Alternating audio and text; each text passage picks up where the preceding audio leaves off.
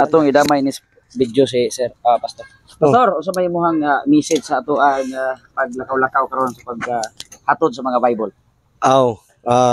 Una sa lahat, nagpasalamat ta sa atong legitimong Dios Ama nga kitagaan tag wisdom sa adlaw na karon no nga nagkatagpo pa ta, nagmeet ta ba no?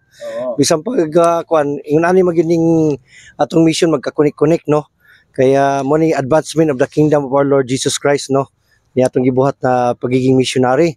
So kabalo ko nga daghang pang kayong mga atong pagahimuon no na natay mga mission pang daghang pagahimuon nga kitang mga missionary gigamit gyud ta para sa advancement sa kingdom of our Lord Jesus Christ, labi na sa iyang second coming no.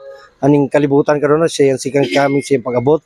So ma-achieve gyud nato ang atong mga kanang gitawag nga kalinaw o kanang gitawag natong progress sa atong nasod kung naatay kitang mga kapulisan no, labi na kitang mga missionary work nga mga evangelist, mga pastor nga magkahiusa gyud sa atong tumong katuyuan no. Kay naa may daghan pang mga kuanpod mga organization sama sa Bible League of the Philippines nga maghatag pud nato mga material no, word of God para magamit nato sa atong pagmission no, aron makakabig tagdaghang mga souls no, winning souls.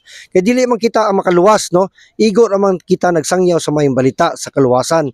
Ang makaluwas gyud wala ni lain nga atong Ginoong Hesukristo si Jesus Christ no. Kita gigamit lamang kita, instrumento lamang kita no, ang kapulisan, ang mga pastor, mga evangelist o uban pa no, mga leaders. So daghang salamat nga karon nadiri karon sang atong pod nga aktibo na si Captain Patrolman Subsuban ug usab man sa Villanueva rin. May-ari na Villanueva. Taga Villanueva no, blessing kayo. So gipag-connect gyud no. Og padayon ta sa atong mission para sa panaghiusan nato og labi na gyud sa kaluwasan daghan ta makabig na mga winning souls nga nahi sa laag no. Bless. Thank you very much sa ating pastor no partner natin sa PICA General Mindanao, ang isa nga pastor at presidente sa SOPMC dito sa Hilagang Mindanao. Maraming salamat po at tuloy-tuloy po itong programa sa pagbibigay ng mga Bible, mga salita ng Panginoon doon sa ating mga kapulisan dito sa ground sa mga police station. Kasama natin si Pastor Castro.